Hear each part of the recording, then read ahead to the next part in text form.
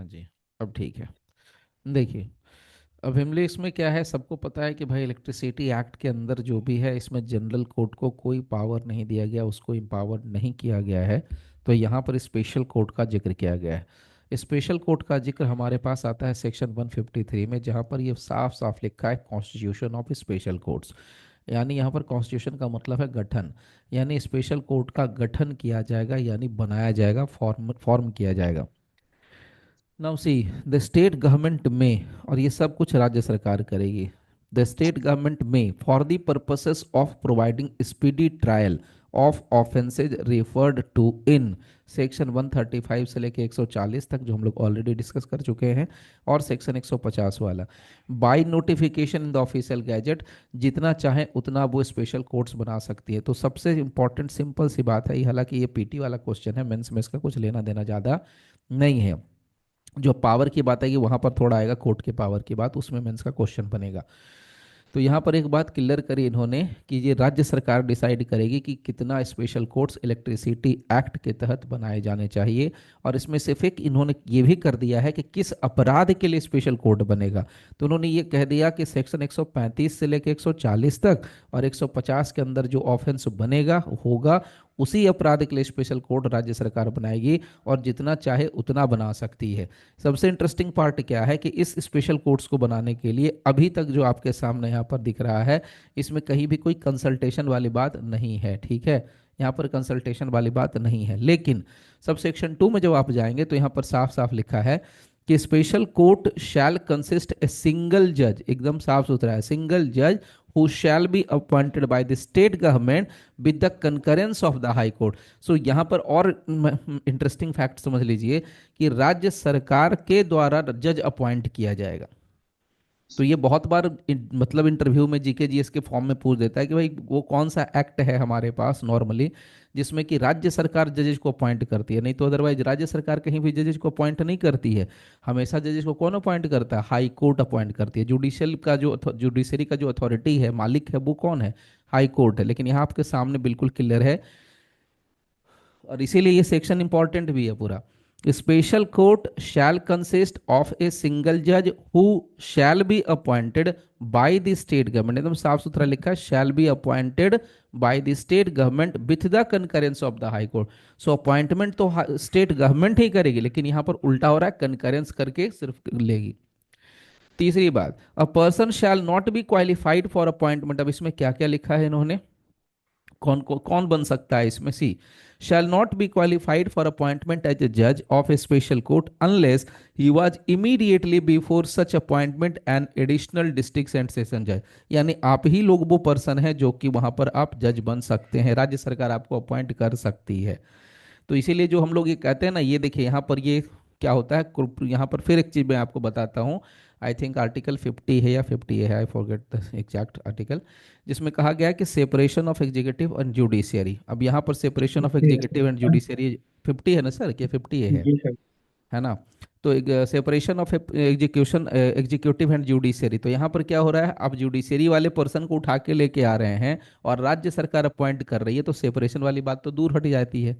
तो ये सब खाई अलग बात है, ये चैलेंज कभी आज तक किसी ने किया नहीं है और कभी कोई कर नहीं रहा। हाँ, अगर किसी स्टेट के अंदर बिजली से, जैसे हमारे यहाँ या किसी भी स्टेट में बिजली से रिलेटेड कुछ भी प्रॉब्लम होता है, तो इसके लिए सीधे सीधे तौर पर राज्य सरकार ही जिम्मेदार है।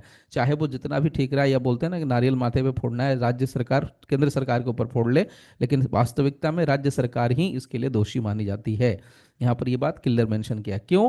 क्योंकि यहाँ पर जो जजेस को अपॉइंट करने का काम कौन कर रही है? राज्य सरकार। उसका कंकरेंस सिर्फ लेना है किसको? हाई कोर्ट से उसको कंकरेंस लेना है। बाकी सारी चीजें कौन कर रही है? राज्य सरकार। उसका जो कमीशन के लिए अप्रोप्रिएट गवर्नमेंट का जिक्र कौन कर रहा है? राज्य सरकार। सारी चीजें ऑलमोस्ट राज्य सरकार कर रही है। एक्ट भले ही है सेंट्रल गवर्नमेंट का, लेकिन सेंट्रल गवर्नमेंट में किसको पावर दे दिया? राज्य सरकार को पावर दे दिया है। Now, where the office of the judge of a special court is vacant अगर मान लीजिए कि वो वैकेंट हो जाए किसी रीजन से, और सच जज इज एबसेंट, अगर वो जज साहब एबसेंट हो जाए from the ordinary place of setting, और he is incapacitated by illness, या वो बीमार हो जाए, या अदरवाइज वो परफॉर्म नहीं कर पाए, तो उन मामलों में जहां पर अर्जेंट बिजनेस होगा, तो वो उस मामले का सुनवाई कौन करेगा? तो यहां पर क्लियर करते हैं, बाई ए जज इफ एनी, बाई ए जज इफ एनी, यदि कोई जज होगा तो, नहीं होगा तब तो बात ही खत्म है। बाई ए जज if any exercising jurisdiction in special court, तो कोई अगर स्पेशल कोर्ट का कोई जज होगा तो वो सुनवाई करेगा, और अगर वो जज भी अवेलेबल नहीं होगा, in accordance with the direction of the district and session जज having jurisdiction over the ordinary place of setting as notified under the subsection 1। तो दोनों देखिए यहाँ पर कहाँ सेपरेशन है? There is no separation exactly. आपने एक तरफ कहा कि सेपरेशन करो संविधान के अंदर, यहाँ पर आप सेपरेशन वाली बात खत्म कर रहे हैं। क्यों? यहाँ पर जब आपका जज साहब एब्सेंट होते हैं, इनकैपेसिटेट हैं बाय इलनेस, या वो किसी रीजन से परफॉर्म नहीं कर पाते अपनी ड्यूटीज को, उन मामले में यदि कोई स्पेशल जज का, सॉरी स्पेशल कोर्ट का जो कोई जज अवेलेबल होगा, तो वो जाके इंचार्ज कोर्ट बनेगा, इंचार्ज जज बनेगा इस इलेक्ट्रिसिटी कोर्ट के स्पेशल स्पेशल कोर्ट का। दूसरी बात यहाँ पर ये, दूसरी बात ये भी कह दी इन्होंने कि अगर वो जज भी अवेलेबल नहीं है, मान लो कि वो जज भी अवेलेबल नहीं है, तब उस केस में क्या होगा? तो ये डिस्ट्रिक्ट एंड सेशन जज जो है वो डिसाइड करेंगे। तो डिस्ट्रिक्ट एंड सेशन जज का अपॉइंटमेंट कौन करता है? डिस्ट्रिक्ट एंड सेशन जज का अपॉइंटमेंट बाकायदा हाई कोर्ट ही कर रही है, एक तरीके से हाई कोर्ट कर रही है। ठीक है। So now having jurisdiction over the ordinary place of setting. ठीक है। सो गवर्नर वाली बात मैं यहाँ नहीं इंक्लूड कर रहा हूँ, एक ऑर्डिनरी सिंपल वे में बात कर रहा हूँ। सो डिस्ट्रिक्ट एंड सेशन जज वो तो क्या करते हैं? वो तो सिर्फ सील लगाने वाली बात होगी, साइनिंग अथॉरिटी है, लेकिन जो अपॉइंटमेंट होगा वो कौन करते हैं? सीधे सीधे हाई कोर्ट ही करती है डिस्ट्रिक्ट एंड सेशन जज का। So now in accordance with the direction of the district and session जज हैविंग ज्यूरिसडिक्शन, तो ये क्लियर हो गया। तो इसमें आपको दो बातें सिर्फ याद रखनी है। पहली बात तो ये रखना है कि इलेक्ट्रिसिटी थेफ्ट या इलेक्ट्रिसिटी के जो ऑफेंसेज हैं 135 से लेके 140 तक और सेक्शन 150, ये पीटी का क्वेश्चन बनेगा। फिर से रिपीट कर रहा हूँ, पीटी के लिए क्वेश्चन बनता है। सो 135 से लेके 140 तक, और उसमें एक सेक्शन और ऐड कर दीजिए 40 10 50, यानी 150 नंबर जो सेक्शन है, इसके लिए कोई अगर कोर्ट बनेगी स्पीडी ट्रायल के लिए तो वो राज्य सरकार बनाएगी। जितनी मर्जी उतना बना सकती है स्पेशल कोर्ट। स्पेशल कोर्ट का जो जज, जो स्पेशल जज अपॉइंट होगा वो राज्य सरकार ही करेगी। एकदम दिमाग में गांठ बांध लीजिए, ये पूरे में पूरे ऑड प्रोविजन है। अभी आपको बहुत कम जगह पर ऐसा मिलेगा या नहीं मिला होगा, लेकिन यहाँ पर साफ साफ कहता है कि राज्य सरकार ही अपॉइंट करेगी। दूसरी बात क्या कहते हैं? हाई कोर्ट के कंकरेंस के बेस पर करेगी। तीसरी बात कहते हैं कि यहाँ पर कौन आएगा? किसी भी पर्सन को जिसको हम यहाँ पर जज बना रहे हैं वो एडिशनल डिस्ट्रिक्ट एंड सेशन जज के बराबर का होगा, या एडिशनल डिस्ट्रिक्ट जज सेशन जज पहले रहा होगा, ऐसा उस पर्सन को हम यहाँ पर अपॉइंट करेंगे। अगर वो किसी रीजन से अवेलेबल नहीं है, एब्सेंट है, बीमार है, अदरवाइज वो परफॉर्मेंस नहीं कर पाता है, तो उसकी जगह पर कोई भी दूसरा अगर कोई जज होगा तो वो इंचार्ज की तरह काम करेगा। अगर वो भी अवेलेबल नहीं है तो डिस्ट्रिक्ट एंड सेशन जज उसको डायरेक्शन देंगे, जिस किसी पर्सन को वो अपॉइंट करेंगे, या वो अपने हिसाब से अर्जेंट एप्लीकेशन का डिस्पोजल कर सकेंगे। This is all about section 153 of the electricity act. अब बात करेंगे हम लोग इसमें से प्रोसीजर एंड पावर। अब प्रोसीजर एंड पावर इसको जरा समझ लीजिए। इसमें से पावर वाली बात है जो आती है, ठीक है, पावर वाली बात जो है आती है कहाँ पर? इंपॉर्टेंस के तौर पर आती है। देखिए यहाँ पर इन्होंने साफ साफ लिख दिया है कि अगर जो सीआरपीसी में कुछ भी लिखा रहने दीजिए, उससे हमें कोई फर्क नहीं पड़ता। So not with standing anything content in the CrPC, यानी बीएनएसएस में कुछ भी लिखा है छोड़ दो उसको।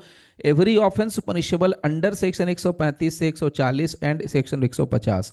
सो हर एक अपराध जो कि 135 से लेकर 140 तक प्लस 150 के अंदर जो ऑफेंस है, जिसका ट्रायल यहाँ पर साफ साफ लिखा है कि shall be triable only by special court within whose jurisdiction such offence has been committed, यानी जिस ज्यूरिसडिक्शन में अपराध किया गया है उस ज्यूरिसडिक्शन के अंदर अपराध का निपटारा, विचारण जो होगा, ट्रायल जो होगा, वो स्पेशल कोर्ट ही करेगी। और स्पेशल कोर्ट में जजेस का अपॉइंटमेंट कौन करेगा? राज्य सरकार करेगी, as per section 153 section 153। Now sub section 2 पे आइए। Where it appears to any court in the course of any inquiry or trial. अब ये इंक्वायरी और ट्रायल वाली बात करेंगे तो wherein it appears to any court in the course of any inquiry or trial that an offense punishable under section 135 to 139. सो कोई भी अपराध जो 135 से 139 के अंदर होता है, that the case is one which is tribal bye A special court. और वो ऑब्वियसली 135 से 139 का इलेक्ट्रिसिटी एक्ट के अंदर अगर कोई अपराध होता है तो यहां पर इसके लिए कहा गया it shall transfer such case to such special court. अगर जनरल कोर्ट में है तो वो स्पेशल कोर्ट के पास जाएगा, and thereupon such case shall be tried and disposed of by the special court. तो मोटे तौर पे सिंपल ये कहना है कि कहीं भी ये केस होगा उससे कोई फर्क नहीं पड़ता, ये केस उठ के कहाँ जाएगा, स्पेशल कोर्ट में ही जाएगा, इसकी सुनवाई स्पेशल कोर्ट में ही होगी। स्पेशल कोर्ट के जज का अपॉइंटमेंट राज्य सरकार करेगी। बार बार रिपीट कर रहा हूं ताकि यहां से आपको याद रह जाए। ठीक है, यहां पर आपके सामने सब सेक्शन कौन सा लगा हुआ है, 2। नाउ अब आइए इसमें प्रोवाइडेड वाली बात। Provided that it shall be lawful, what is lawful, it shall be lawful for such special court to act on the evidence if any recorded by any court in the case of presence of the accused before transfer. अब ये transfer की बात कर रहे हैं हम लोग यहाँ पर सिंपल। यहाँ पर कहते हैं कि ये भाई लॉफुल होगा, क्या लॉफुल होगा, लॉफुल होगा उस कोर्ट के लिए जिस कोर्ट की हम बात कर रहे हैं, to act on evidence, evidence के बेस पर वो काम कर सकता है, if any recorded by any court. मतलब क्या हो गई, सीधी सी बात, यहाँ पर मोटी बात ये आ गई कि अगर कोई भी एविडेंस रिकॉर्ड किया गया है किसी भी कोर्ट के द्वारा इन the case of presence of the accused before transfer, तो वो भी हम यहाँ पर कर सकते हैं। मतलब कि यहां पर एविडेंस अगर रिकॉर्ड हो गया तो एविडेंस रिकॉर्ड होने के बाद भी आप ट्रांसफर कर सकते हैं, and it shall be lawful. Okay now, और उसके एविडेंस पर हम आगे ट्रायल कंक्लूड भी कर सकते हैं, पूरा का पूरा प्रोसीजर चला भी सकते हैं। नाउ इसका दूसरा proviso, if such special court is of opinion, what is the opinion, कि भाई एग्जामिनेशन करने के लिए, क्रॉस एग्जामिनेशन या री एग्जामिनेशन के विटनेसेस के लिए जो कुछ भी है यहाँ पर, इट में भी अगर चाहे तो वो रीसमन कर सकता है। तो यहाँ पर सिंपल बात ये हो गई कि हम यहाँ किसकी बात कर रहे हैं, हम यहाँ स्पेशल कोर्ट के पावर की बात कर रहे हैं। पहले तो कहा कि स्पेशल कोर्ट के पास केस ट्रांसफर होके चला जाएगा, पहले अगर नहीं था तो उसके पास आएगा। अब ये स्पेशल कोर्ट के पास पावर क्या है कि वो एविडेंस अगर रिकॉर्ड हो चुका है उसके बाद भी उसकी सुनवाई कर सकता है, आगे बढ़ा सकता है मैटर को। तीसरी बात कहा कि जो स्पेशल कोर्ट है उसके पास ये पावर है कि वो in the interest of justice ऐसा कर सकता है कि वो रीसमन कर सकता है किसी भी विटनेस को, and after such further examination, cross examination and re examination, वो चाहे तो विटनेस को डिस्चार्ज भी कर सकता है। तो कुल मिलाकर के सिनेरियो क्या है कि एक जनरल जो पावर मिला हुआ है ना, सिंपल जो पावर, जनरल पावर जो कोर्ट्स को मिलते हैं, वो सारे पावर यहां पर भी स्पेशल कोर्ट्स को मिल गए हैं। क्योंकि ऐसे भी आपको बताऊंगा इसमें सारा का सारा जो इन्वेस्टिगेशन का पार्ट है, वो इन्वेस्टिगेशन का पार्ट किससे कवर होता है, बीएनएसएस या सीआरपीसी से ही कवर होता है। Now see the special court notwithstanding anything contained in subsection 1 260 and 262 CrPC. तो सीआरपीसी का सेक्शन है 260 और 262। अगर ध्यान में नहीं है तो देखिए यहाँ पर आपको सामने सीआरपीसी दिखा, क्या सर, समरी ट्रायल सर। हाँ देखिए वही मैं दिखा दे रहा हूँ, यहाँ देखिए समरी ट्रायल है बिल्कुल 260, और ये रहा 262, ये सीआरपीसी है इधर, और ये आपका बीएनएसएस है। तो ये मैंने कॉम्पेरेटिव वाला रख दिया है सामने आपके। नाउ तो 260 हो या 262 हो, यानी कि नए वाले में 283 है और यहाँ पर 285 है, 283 285। ओके सो नाउ अब यहाँ पर क्लियर कर दिया कि special court not with standing anything contained in subsection so and सो, यानी सीआरपीसी में कुछ भी कहा गया, यानी समरी ट्रायल के बारे में सीआरपीसी में मेंशन किया गया है। तो क्या लिखा है, try the offence referred in section so and so in a summary way in accordance with the procedure prescribed in the said code and the provisions under section 263 265 of the said code. मतलब क्या हो गया, जो so called हमारा electricity act के अंदर जो special court है वो समरी ट्रायल कर सकता है। और सेक्शन यहां पर इन्होंने साफ साफ जिक्र कर दिया, क्या, 260 और 262, और यहां पर कर दिया प्रोविजन 263, और ये procedure prescribed in the said code, code का मतलब यहां पर सीआरपीसी से। अब सीआरपीसी तो मर चुका, सीआरपीसी तो रिपील्ड है, तो उसके जगह पर कौन आ गया, बीएनएसएस आ गया। तो ऑब्वियसली बात है कि बीएनएसएस के अकॉर्डिंग चलेगा। तो ये हो गया हमारा समरी ट्रायल कर सकता है। यहां पर अगर आपके पास स्पेस है तो आप आंख बंद करके लिख दीजिए, स्पेशल कोर्ट के पास पावर है समरी ट्रायल चलाने का। अब इसमें प्रोवाइजो में क्या है वो भी देख लेते हैं। प्रोवाइजो में बहुत क्लियर कहा है कि where in the course of summary trial, summary trial के दौरान under this so and so subsection, अगर स्पेशल कोर्ट को ऐसा लगता है कि जो नेचर ऑफ द केस है कि भाई it is undesirable to try such case in a summary way, मतलब हमारे सो कॉल्ड जो हमारा जो सो कॉल्ड स्पेशल कोर्ट है, अगर उसको लगता है कि नहीं नहीं ये समरी ट्रायल का मैटर तो है नहीं, समरी इसका ट्रायल नहीं चलाना चाहिए, तो उस केस में क्या होगा, ये बड़ी इंटरेस्टिंग बात आती है। उस केस में क्या होगा, तो उस केस में क्या होगा, इसका जवाब आगे देते हैं कि the special court shall recall.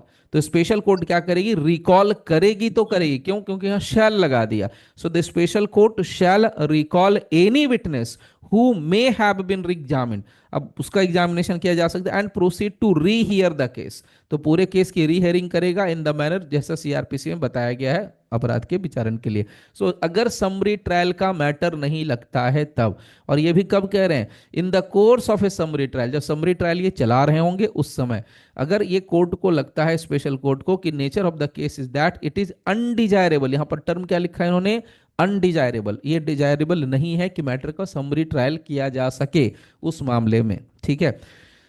Now proviso में यहां पर दूसरा लास्ट प्रोवाइजो कहते हैं कि इन the case of any conviction, अगर समरी ट्रायल में कोई भी कन्विक्शन होगा under this section, so special court के लिए यहां पर पावर होगा, लॉफुल होगा कि वो सजा दे सकता है नॉट एक्सीडिंग 5 ईयर्स, यानी अप टू 5 ईयर्स तक का उनके पास सजा देने का पावर है। यानी मोटी मोटी बात क्या है, अप टू 5 ईयर्स तक के लिए सजा दे सकता है।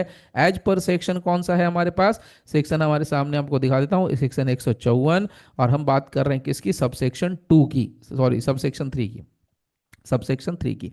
सो सबसेक्शन 3 154, सबसेक्शन 3 का सेकंड प्रोवाइजो, ठीक है, सेकंड प्रोवाइजो। तो इसमें क्या लिखा कि भाई जो स्पेशल कोर्ट है वो 5 साल तक के लिए जेल भेज सकता है after conviction of an accused person. Now subsection 4, special court की बात कर रहे हैं फिर से। स्पेशल कोर्ट का क्या है, तो इसका पूरा मैं समरी पे एक बार कर दूंगा।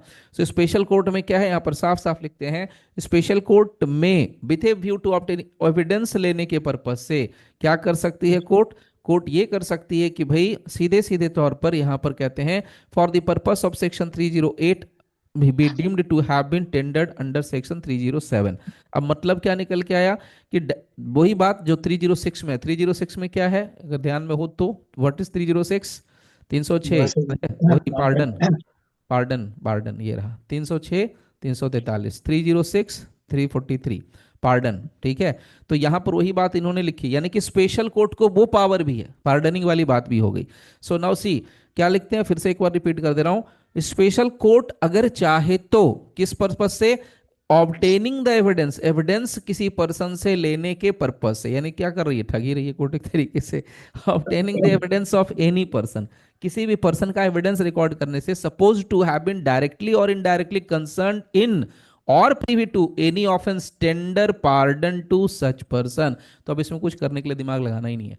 तो मोटी बात क्या हो गई, जो सीआरपीसी में टेंडर पार्डन है वो यहां पर इलेक्ट्रिसिटी एक्ट के अंदर जो स्पेशल कोर्ट है उसको भी अथॉरिटी दे दी कि तुम भी टेंडर पार्डन कर सकते हो। अब टेंडर पार्डन जो सीआरपीसी वाला हमारा क्लियर है, बीएनएसएस वाला क्लियर है, तो सेम प्रोविजन यहां पर भी होगा। प्रोविजन का मतलब सिर्फ प्रोसीजर यहां पर होगा। यहां पर हम कर क्या रहे हैं, हम यहां पर सिर्फ ये देख रहे हैं कि हमारा जो स्पेशल कोर्ट है वो कर क्या सकता है, क्या नहीं कर सकता है। तो वो सारे काम कर रहा है जो एक जनरल कोर्ट कर रहा है नॉर्मली। 5 साल तक के लिए जेल भेज रहा है, ट्रायल चला रहा है, समरी ट्रायल चला रहा है। अगर उसको लगता है समरी ट्रायल नहीं चलाना है तो क्या प्रोसेस फॉलो करना है, उसके अलावा पार्डन, टेंडरिंग पार्डन भी वो कर रहा है। Now subsection 5, the special court शैल लगा दिया है, यानी कंपलसरी है, मैंडेटरी है, इट्स नॉट डायरेक्टरी। मैंडेटरी का मतलब है हर हालत में करना ही करना है, डायरेक्टरी का मतलब उस डायरेक्शन दिया कि तुम करो, अब उसकी मर्जी है करे या ना करे। So the special court shall determine the civil liability against a consumer और a person in terms of money. So ये स्पेशल कोर्ट ही तय करेगी कि भैया जो सिविल लाइबिलिटी होगी कंज्यूमर के अगेंस्ट में, और वो सो कॉल्ड चोरी के मामले में, जो अपराध के मामले में है, वो कितना होगा। So which shall not be less than an amount equivalent to 2 times to the tariff rate applicable for a period of 12 months preceding the date of detention. मतलब बड़ा सीधा है, आप कितना अमाउंट उस पर लगा सकते हैं। फाइन वाली बात नहीं कर रहा है, टैरिफ के हिसाब से बात कर रहा है, टैरिफ मतलब पर यूनिट वाला चार्ज। तो यहां पर क्या लिखा है इन्होंने, इन terms of money of for the theft of energy, मतलब 100 यूनिट की मान लो चोरी हुई, सपोज कीजिए 100 यूनिट बिजली चोरी की गई, तो उसमें क्या लिखे हैं, shall not be less than an amount equivalent to 2 times। So दुगना, किसका दुगना? The tariff rate applicable for the period. तो अगर चोरी मान लीजिए कि 1 जनवरी सो कॉल्ड 2024 से काउंट करते हैं, 1 जनवरी 2024 को चोरी पकड़ी गई, उसके पहले वाला जो चल रहा था उसके रेट का दुगना। So the 2 times of the tariff applicable for a period 12 months preceding the date of detection of theft. तो जब चोरी पकड़ी गई उस डेट के पिछले 12 महीने में जो रेट था उसका दूना कर देना है, टू और the exact period of the theft is determined, जो उसमें से कम होगा। तो ऑब्वियस सी बात है पहले वाला कम होता है, मतलब अगर हम लोग बात करें कि 2022 में बिजली का चार्ज क्या था पर यूनिट, तो ऑब्वियसली कम होगा। और पीछे चले जाएंगे 2018, 17, 16, 15 में जाएंगे तो बिजली का जो रेट होगा पर यूनिट वो कम होगा। 2025 में ज़्यादा हो जाएगा, 2024 में ज़्यादा था या ज़्यादा है अभी, तो वो चीज़ यहाँ पर है। और ये सिविल लाइबिलिटी, यानी कि सीधे सीधे शब्दों में समझिए कि सिविल लाइबिलिटी डिसाइड करने का, डिटरमिन करने का भी पावर किसके पास है? तो सो कॉल्ड हमारा ये स्पेशल कोड जो इलेक्ट्रिसिटी एक्ट के अंदर बना है, इसको पावर दिया गया है। काफ़ी लंबी है सेक्शन, ठीक है, तो इसका मजे से थोड़ा सा 1-2 बार क्या करना है, अपने से हैंड रिटन बना लेना है, तब चल जाएगा। नाउ इसका जो मेन क्रक्स है, बस और कुछ नहीं, बस मोटी बात दिमाग में डाल लीजिए कि इलेक्ट्रिसिटी एक्ट में स्पेशल कोर्ट रहता है। स्पेशल एक्ट, स्पेशल कोर्ट के अंदर जो क्या क्या पावर्स होना चाहिए, बस ये पावर की बात करता है।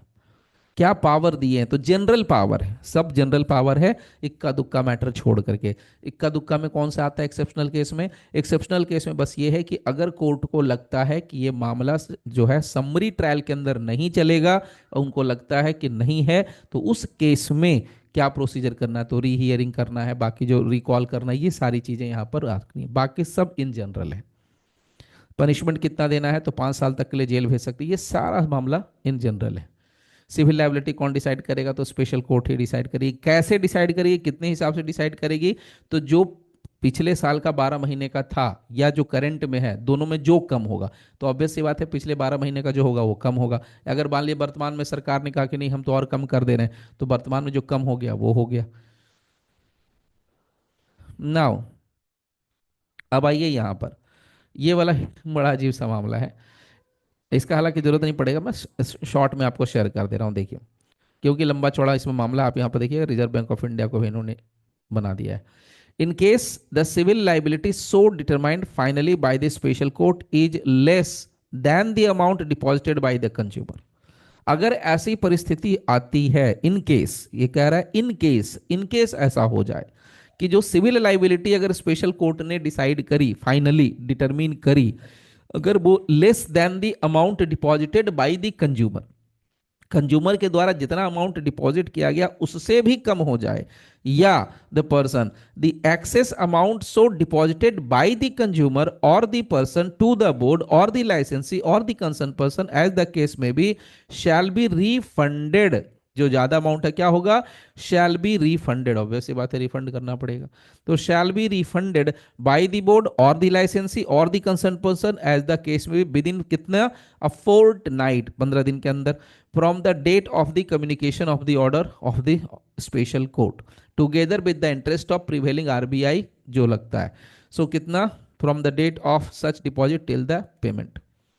तो अगर मान लीजिए कि स्पेशल, जब सिविल लाइबिलिटी कोर्ट ने डिसाइड करी, सिविल लाइबिलिटी कि भैया आपको 2 रुपये का भरना है, 2 रुपये के हिसाब से भरना है कि 50 रुपये के हिसाब से भरना है कि 100 रुपये के हिसाब से भरना है, कितना भरना है? अगर मान लीजिए कि मेरे ऊपर 100 रुपये की बिजली चोरी का एलिगेशन लगता है और मेरे को पता चला कि 2 रुपये के हिसाब से भरना है, और सरकार का फिक्स्ड रेट है 5 रुपये, और मेरे को बोल दिया सो कॉल्ड इसने कि नहीं नहीं 2 रुपये के हिसाब से भरना है, तो कम हो गया, और वहाँ ज़्यादा अगर आ गया, तो उस केस में जो बीच का जो रिमेनिंग पार्ट है, यानी कि जो 2 रुपये और 5 रुपये, तो उसमें से 3 रुपये का, तो यहाँ पर इसी के बाद कि जो एक्सेस अमाउंट अगर है सो डिपॉजिटेड बाय द कंज्यूमर, अगर जो एक्सेस अमाउंट कंज्यूमर ने डिपॉजिट कर दिया है वो पैसा आपको रिटर्न करना है। किसको रिटर्न करना है? बोर्ड को रिटर्न करना है। कितने दिनों के अंदर? A fortnight. कहाँ से? From the date of order या communication of the date of order, sorry communication of the order, order के कम्युनिकेट होने की तारीख से 15 दिनों के अंदर अंदर ऐसा करना है, और वो भी आरबीआई का जो नॉर्म्स है जिसके अकॉर्डिंग जितना आपका इंटरेस्ट चल रहा होगा उस इंटरेस्ट रेट के अकॉर्डिंग ही करना है। सिविल लाइबिलिटी का मतलब यहां साफ साफ लिख दिया है कि भैया क्या होता है, तो लॉस और damage incurred by the board, simple है, बिजली विभाग को जितने की क्षति हुई है उसको हम यहाँ पर सिविल लाइबिलिटी कहेंगे। नाउ सी 155 कुछ नहीं है, special court to have powers of court of session, यहीं पर मामला ही सारा खत्म हो गया। तो सेशन कोर्ट के बराबर का कोर्ट हो गया, सेशन कोर्ट का पावर है, इसीलिए आप लोगों को ये सिविल सिलेबस में रहता है, आपसे ये पूछा जाता है। So save as otherwise provided in this act, save as otherwise provided in this act, other दूसरी कुछ भी बात यहां पर कही गई है एक्ट के अंदर, सो कॉल्ड इलेक्ट्रिसिटी एक्ट के अंदर, उसको हम सेव करते हुए the CRPC insofar as they are not inconsistent with the provisions of this act shall apply to the proceeding before the special court। तो साफ साफ कह दिया कि सीआरपीसी का सारा प्रोविजन लग जाएगा, and shall have all powers of a court of session and the person conducting a prosecution before special court shall be deemed to be a public prosecutor।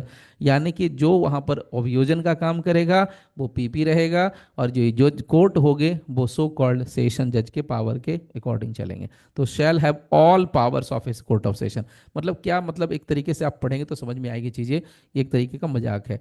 आपने एक तरफ से क्या कहा कि भाई स्पेशल कोर्ट का जज कौन अपॉइंट कर रहा है, राज्य सरकार, और ऐसे कौन करता है स्पेशल, सॉरी कोर्ट का जो सेशन जज होता है उसको कौन अपॉइंट करता है, हाई कोर्ट अपॉइंट करती है, एज पर सेक्शन 9, 9 है कि 8 है, अभी नए वाले में कौन सा सेक्शन है सो कॉल्ड सेशन जिसको अपॉइंट करने का, 8 और 9, मुझे लगता है 9 नए वाले में, पुराने वाले में तो 8 ही था, एक बच्चे ही कर लेते हैं कभी डाउट हो जाए। यस 9 सही मैंने बोला, 9 है यहाँ पर, देखिए 9 कोर्ट ऑफ सेशन ये है, और ये नए वाले में 8 है।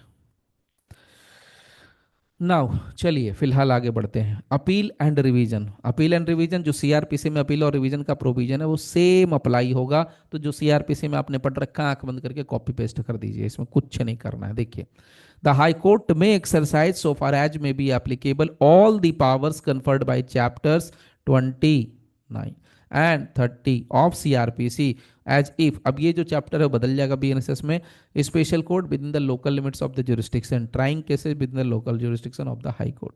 सो सीधा सा मामला है, अपील और रिवीजन के मामले में सीआरपीसी का पार्ट अप्लीकेबल होगा, और सीआरपीसी तो बेचारा अब रिपील्ड हो चुका है, तो सीआरपीसी के रिपील्ड होने के बाद वहां पर बीएनएसएस वाला पार्ट होगा।